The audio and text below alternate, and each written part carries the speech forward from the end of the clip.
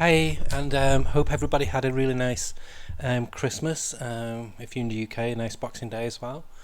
Um, yeah, so this is my kind of like review of the year. Just looking at my top 10 favourite ongoing series, my top 5 limited series, some stinkers, and just a few of other bits of random nonsense and like the.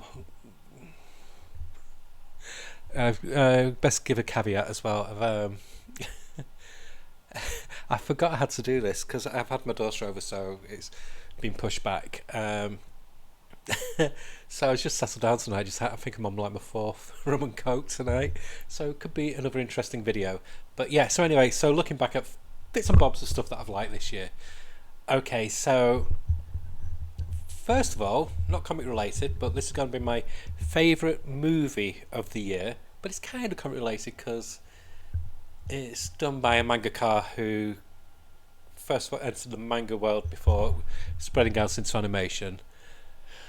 And that is the new Studio Ghibli film, The Boy and the Heron. That is my favourite film of the year.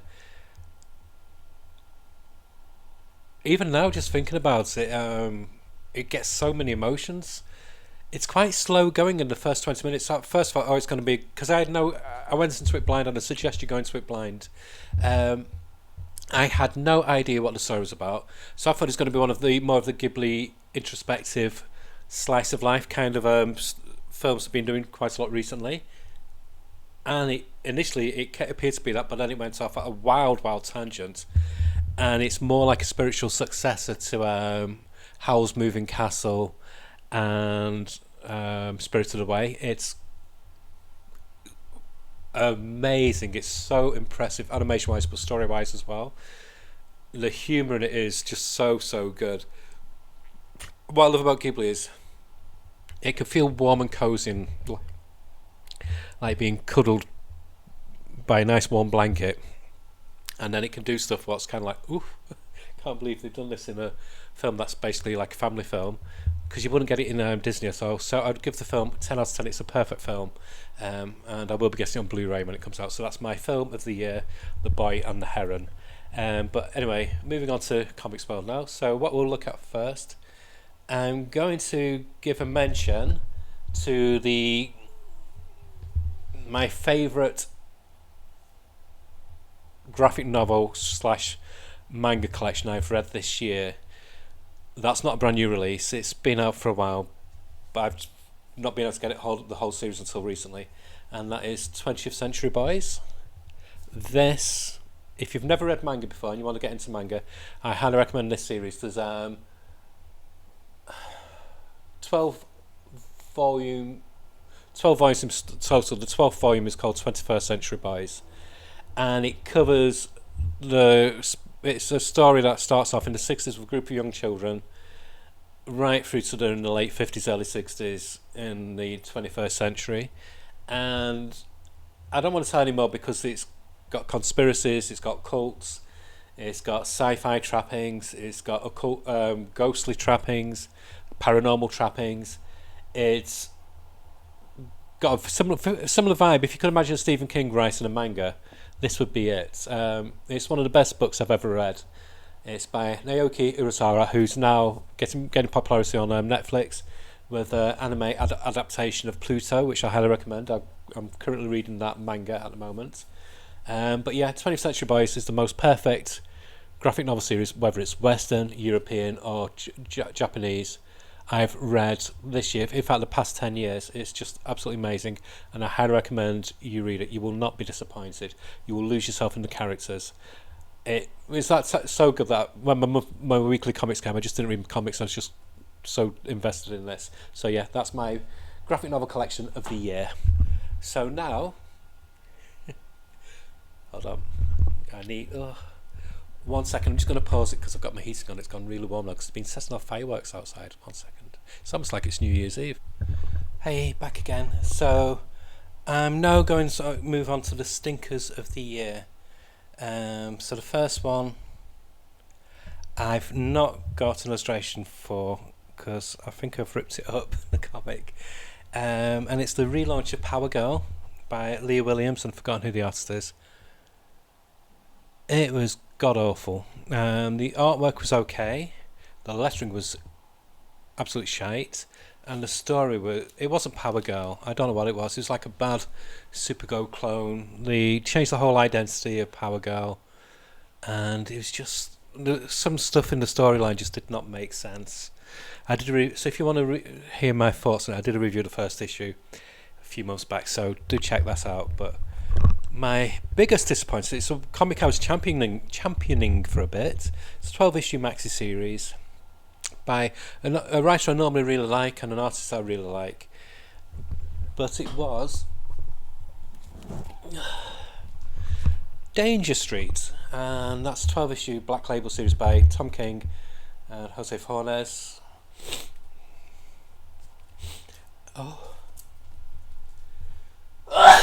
Pardon me. Pardon me again.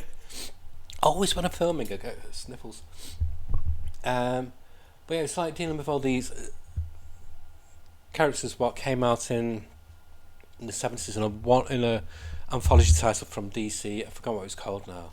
I think it was called First Issue or something like that, where it's like launching all these new characters. You had people like the Creeper, New Gods, Dingbats, Martian Manhunter,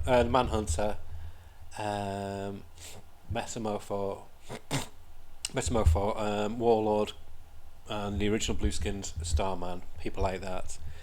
And he brought them all together in this series, and it's like it's quite this quirky, interesting quest. It's almost like if David Lynch decided to do a Justice League comic, that kind of feel.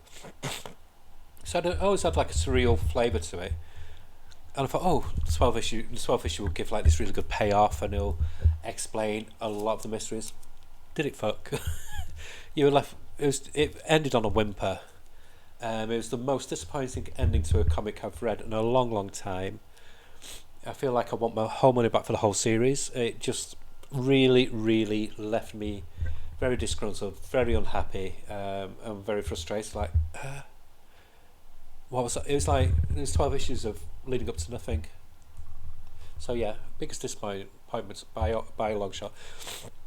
Paragirl was shit, but I wasn't expecting much from this. I was expecting a big payoff from it. I didn't guess it. So this is my biggest disappointment of 2023. So let's go on to something positive.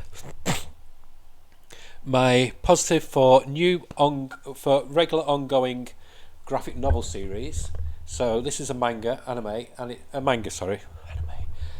it's by Naoki Urasawa again, the one who does 20th Century Boys, and it's Asadora.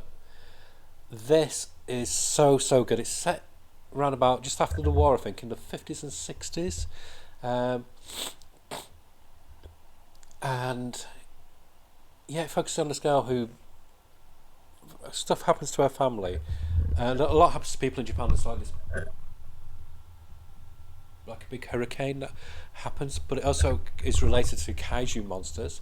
What I like about this series, the kaiju element is downplayed, so you only get to see snippets every so often of them. So it's more about the human personality into relationships with people. Like this girl, she teaches herself to fly by befriending this old cranky pilot. And there's other things like the side stories about her friends trying to get a recording career and the sleaziness of the business side of that, and things like that. And another friend who wants to race in the Olympics. It is so full of warmth, full of wonder. Yeah, it's amazing. Again, if you don't normally read manga, this is a really good, easy book to get into. There's only 7 books so far, so I do highly recommend this as well. Again, 10 out of 10. So that's my favourite ongoing graphic novel series.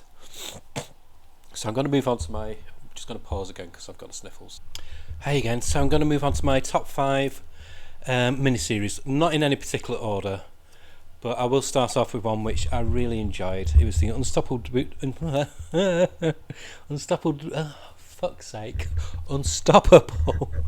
Doom Patrol by Dennis Culver and Chris Burnham, I think. I can't even bother opening it, I'm not pissed. But it was initially meant to be a 6-issue series, then it got expanded to a 7-issue. Yeah, it's so good. It's the natural successor to Morrison, Pollack's and Way's runs on the Doom Patrol. It's got a really good, fun sense of otherness, what you need for a good Doom Patrol comic. The they're everything that the X-Men should be. It's cool as fuck, absolutely quirky. The artwork is so suited to this type of title. And I was a bit reticent at first because they've really integrated it heavily into the DC universe now, but it works. And they've even made me kind of like Peacekeeper, but I'm not really a big fan of Peacekeeper. I don't like it when a character's forced into continuity to be a major player like Peacekeeper has just because of being popular in TV series and films, etc. It's like they did with like they tried to do Cyborg years ago. But apart from that, yeah, pitch perfect Doom Patrol comic. Each month I review this, I think I kept giving it between an 8 to a 10 out of 10. And it's worthy of it. It's really good. It's coming out. I think it's coming out, so it has come out in a collection, and I highly recommend you hunt it down. And apparently, at the end of it said not the end, so there could be another series on the horizon. Hopefully, really, really good. And the next up is a more recent mini. Well, it's listed as a mini. Hope it gets extended to an ongoing. And this is Wesley Dodds the Sandman by Rob Vendetti and Riley Rossmo. This is the comic that Riley Rossmo has been waiting to illustrate, I think. This suits his quirky retro style artwork down to a T. It's a really fun and noirish period murder mystery thriller. They've got I thought nobody could write the Sandman as good as Matt Wagner did, but Robert Vendetti is doing a really sterling job here. It's a really good mystery. The artwork is just perfect.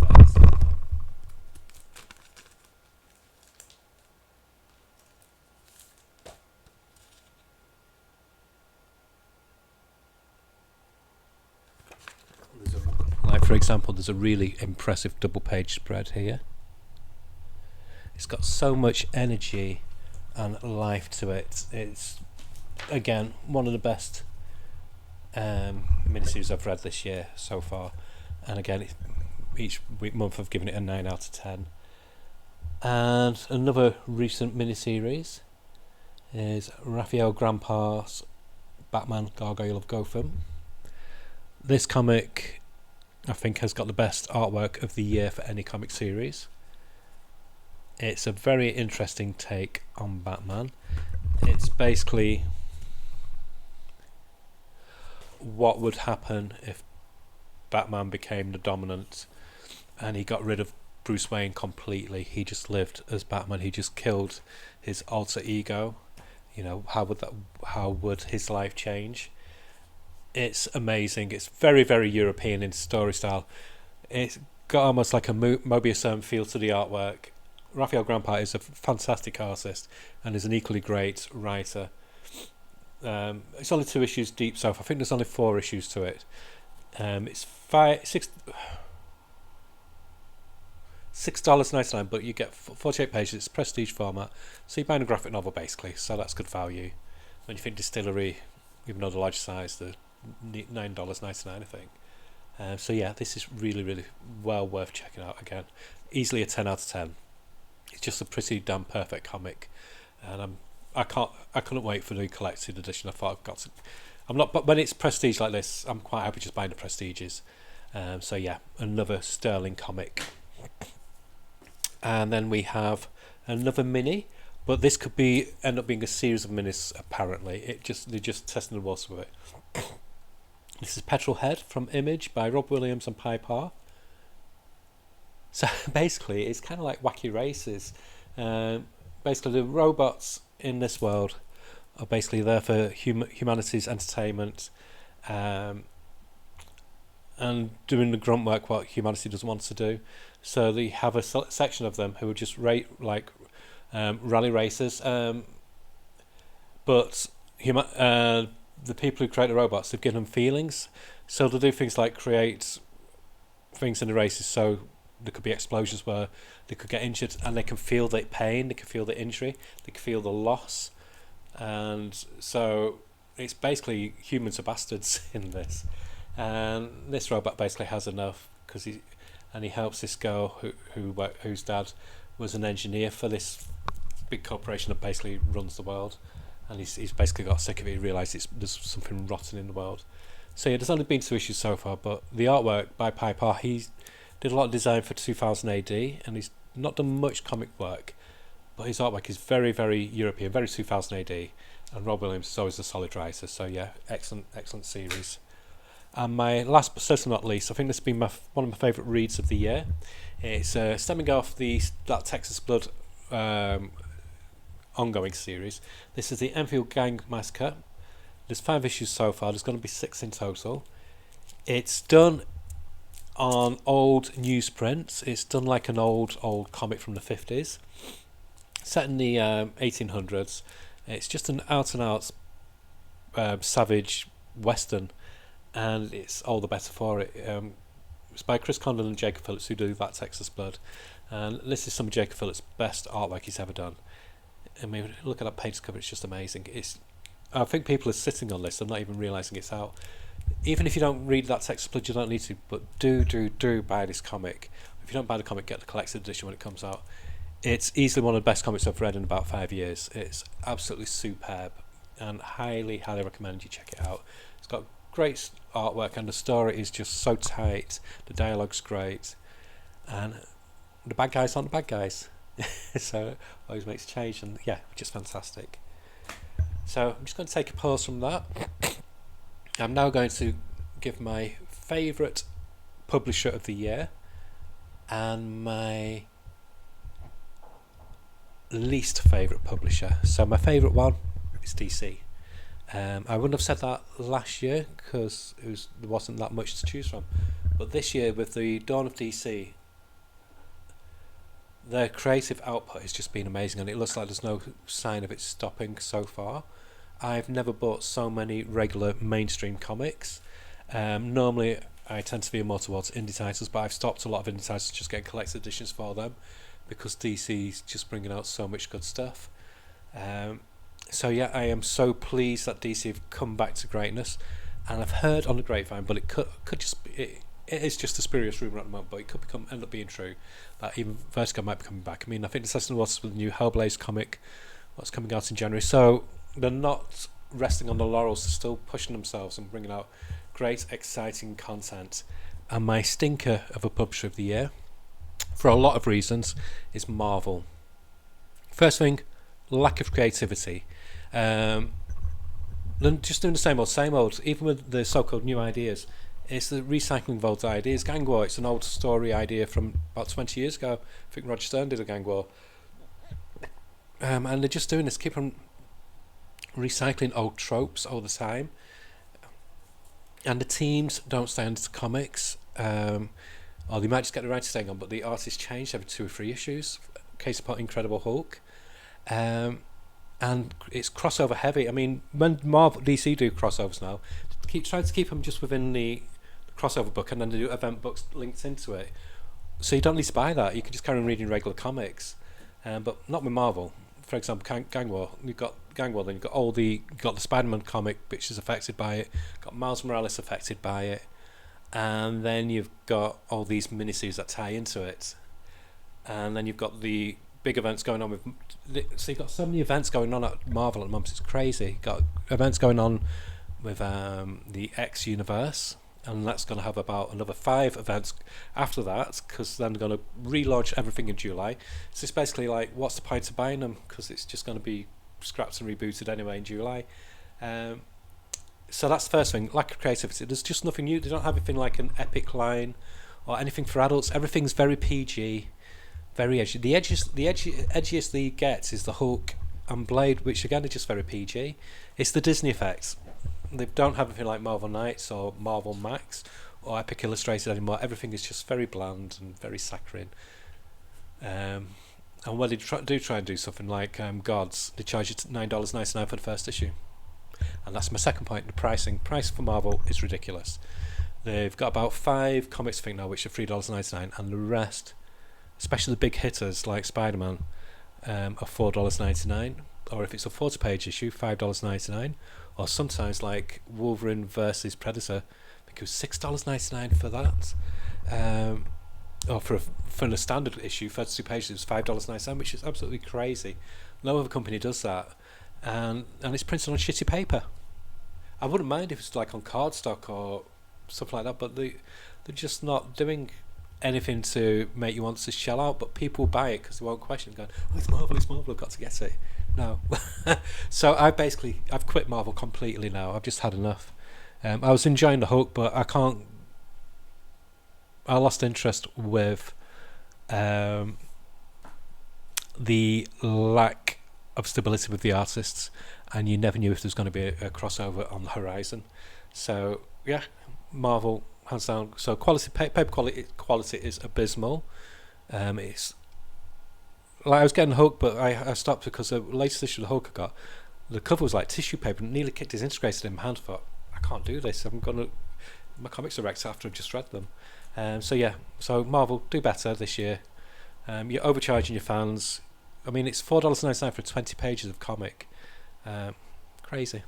So that's Tinker.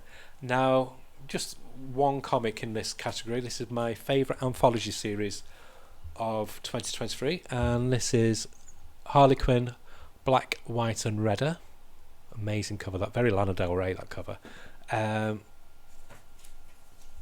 I like Harley Quinn, but I'm not the biggest fan, but this has made me a fan. It's got top class artists and writers on it. Like, for example, on this one you've got Bruno Redondo on a story.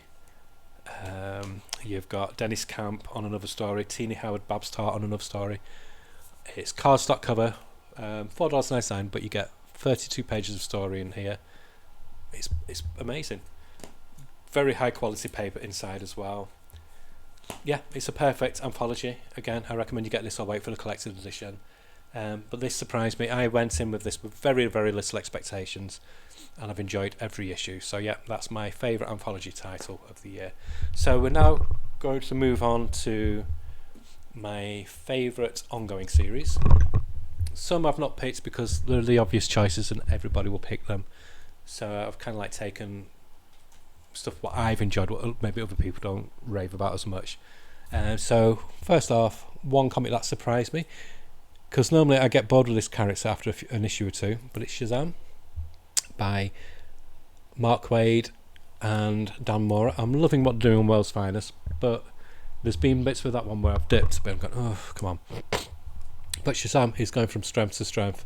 It is out and out escapes, and I think that's been what I'm liking with DC now. They're doing a lot of comics that are very just fun, and people are saying, oh, DC's dark and gritty. I think it's the reverse now. Marvel's become dark and gritty, and DC's kind of like realised that, yeah, superheroes are big, dumb and stupid, let's make it that. And Shazam is just pure fun with amazing artwork and great story developments. It's made me love reading a comic about a 13-year-old boy who sometimes inhabits the body of a magical muscle-bound man. So yeah, absolutely great comic.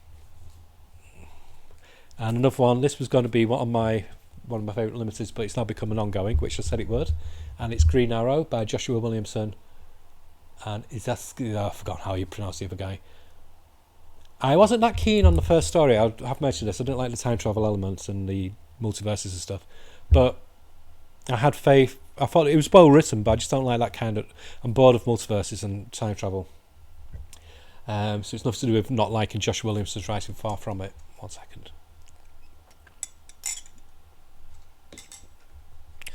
But he's back into his own timeline now.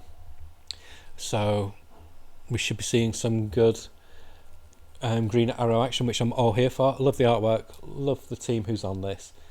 If you're not buying it, do get the collector's edition, the first 6 issues, and you can carry on getting the rest of the series from issue 7 onwards, because like I said, it's now an ongoing. And yeah, an easy fun read. Absolutely highly recommended. And another one that nobody I think is talking about, but I really love. A lot of people talk it's a Jeff Lemire book, but a lot of people talk about his other stuff, but not really this one, and I absolutely adore this one.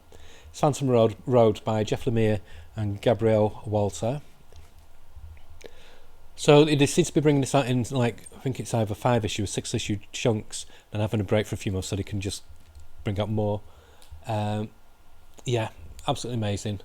It's very Twin Peaks. It's like the Twilight Zone meets Twin Peaks. It's about this girl and this truck driver who suddenly appear on this road, Phantom Road, where it's like it's not doesn't feel like Our Earth anymore. There's like these shadow figures and stuff like this, and it's just great all the way from the amazing colouring to the artwork to the writing.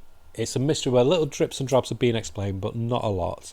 And it's got that kind of hazy, lost feel to it, and I love it. Yeah, an easy 9 out of 10. And I also do recommend Tenements as well, and Fish Flies from Jeff Lemire. He's having a very strong year. And next up, one of the best comics of the year without a shadow of a doubt. And I can't believe I'm saying this because I'm not a fan of the franchise, and it's Transformers by Daniel Warren Johnson. It's converted me to Transformers. I love this comic. He does amazing action shots. The artwork is... It shouldn't work for Transformers because he doesn't do metal really. It's raggedy, jaggedy. It's your typical Daniel Warren Johnson kind of artwork, but it works. It gives the Transformers humanity, and I like how he's makes the secondary human characters interesting as well. Each issue's just got better with each issue. There's quite a lot of shot moments, and he doesn't focus on like a huge raft of Transformers. Maybe that's why I'm enjoying it, because that's why I always felt intimidated by Transformers. So yeah, this is a must read for everybody.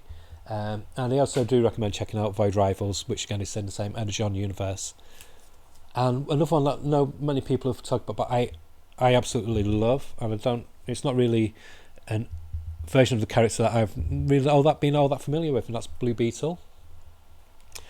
Obviously, I love Ted Kord. I'm of the Justice League International generation, and I didn't really know anything about this version of Blue Beetle, but I got the miniseries in collected edition, so it filled me on the backstory. And yeah, this is amazing. The artwork in this is some of the most beautiful superhero artwork in a comic. It's got a bit of a feel of Mighty Morphin Power Rangers in a way. So yeah, it's very sci-fi heavy superheroes, but it's got a lot of heart. So it's like if Peter Parker was a Mighty Morphin Power Ranger. Absolutely adore it. I would love this team to do a Firestorm comic as well. But yeah, I enjoyed this every week. This is my like palate cleanser. If I've read something a bit darker, a bit more adult, then this refreshes my palate. And another comic which has blown me away each month is from Kelly Thompson, who's a fantastic writer anyway, and Romero on the artwork, and that's Birds of Prey. I love the retro style colouring from Jody Belair as well. Yeah, this is just great. But it's the best version of Birds of Prey since Gail Simone's run.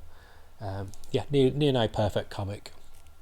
I highly do recommend that as well. And then one from the indies, from Titan. This initially was before Titan had it, Marvel did it, and then before them Dark Horse, and before them Marvel. And this is Conan the Barbarian. Great Liam Sharp cover there. I hated Marvel doing Conan when they got the license again, because they integrated them into the Marvel universe, and it's just like, oh please. I was just so annoyed that Dark Horse lost the rights, but Titan are doing Conan justice. Amazing, fantastic artwork, really great Sword of Sorcery writing from Jim Zub, and the artwork in this one's by Doug Braithwaite. He's doing really good artwork, but it was I forgot who the other artist was from the first 4 issues. But yeah, consistently good, high quality comic on really good quality paper stock as well. Are you listening, Marvel? Yeah, always a fun read. And it's unique. There's not many comics like this on the market. A good solid source of sorcery. And one of the most consistently brilliant comics is Detective Comics by Ram V. His current run is illustrated by Alexander, forgot his name, I'm pissed. But yeah, it was a slow burn initially. I think the first 6 issues were a bit of a slow burn, but now it was intentional. It's opening up to a bigger story. I know a lot of people saying, oh, I love Chip Zdarsky's Batman. I hate Chip Zdarsky's Batman.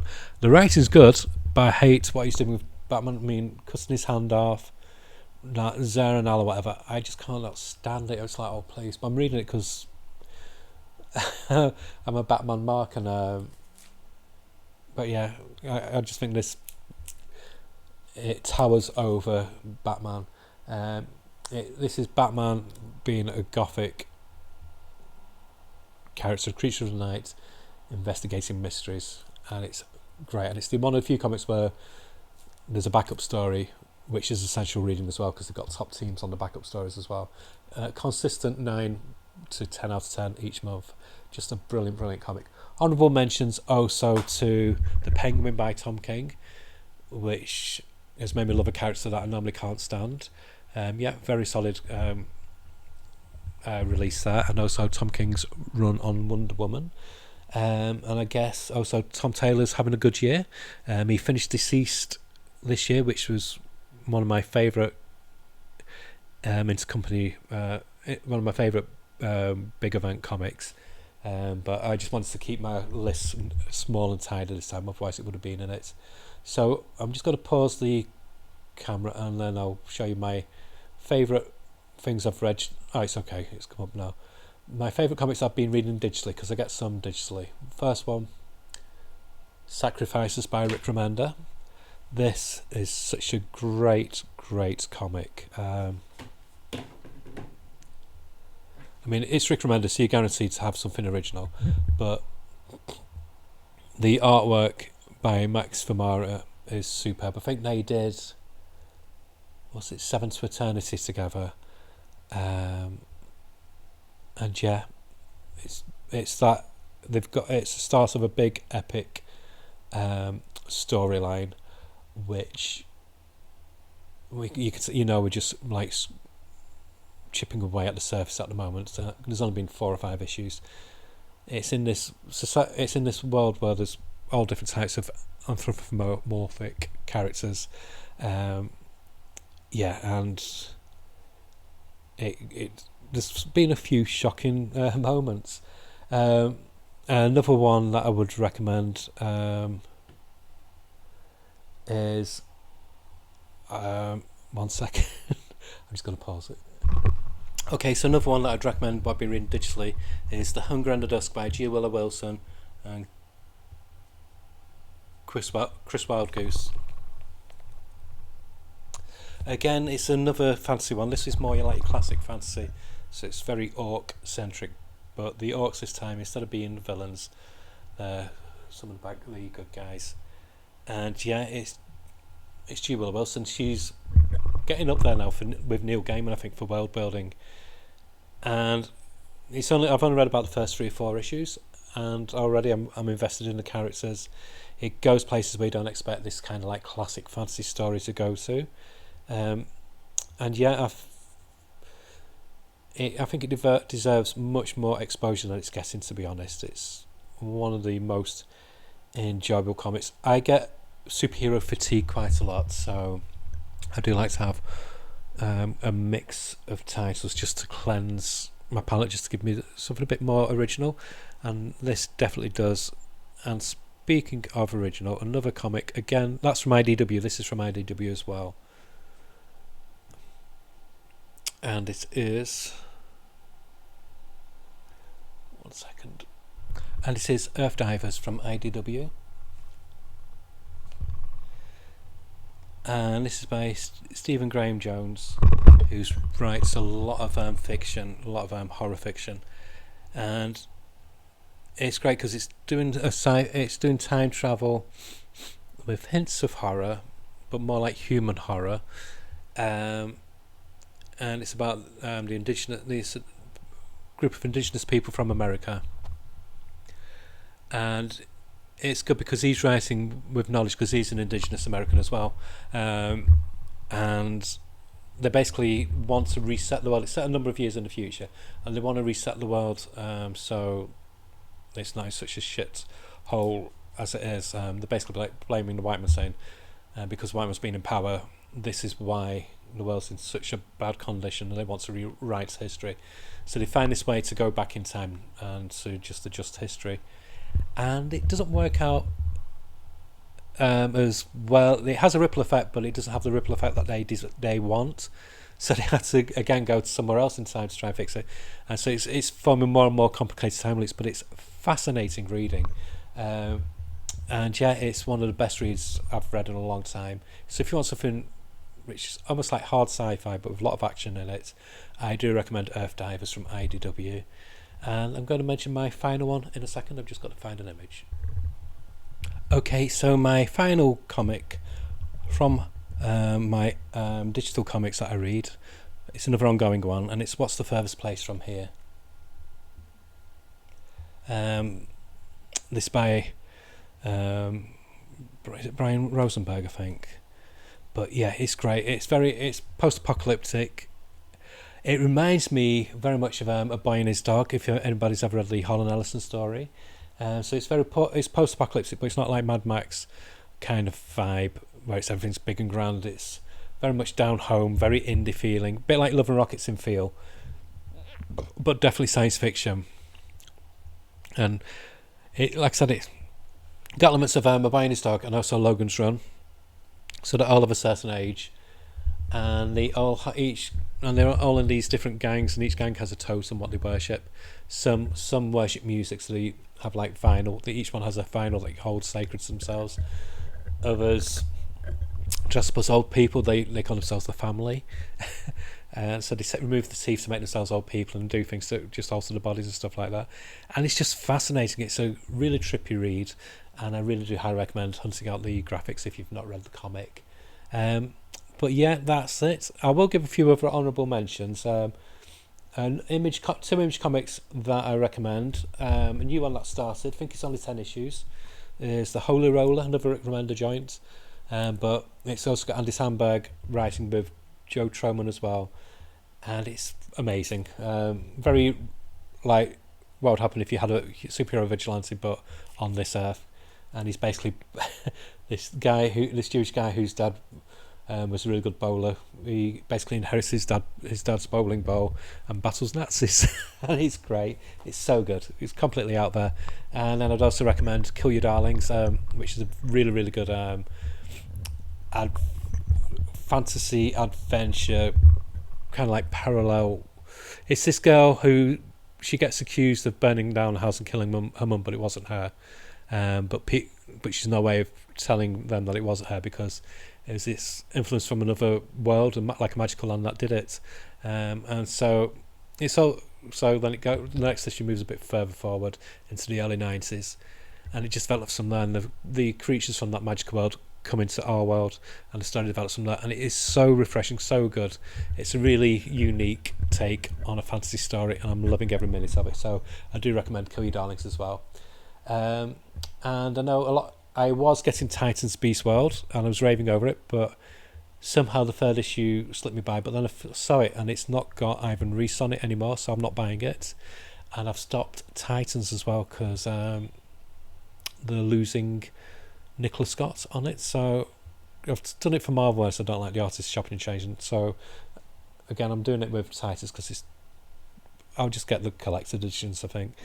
So yeah, so that's it. I'm waffling now. So hope you've all had a really good time, really good Christmas, and hope you're having a nice New Year's Eve. And I shall speak to you soon. Hopefully I'll have some comics unpacked someday.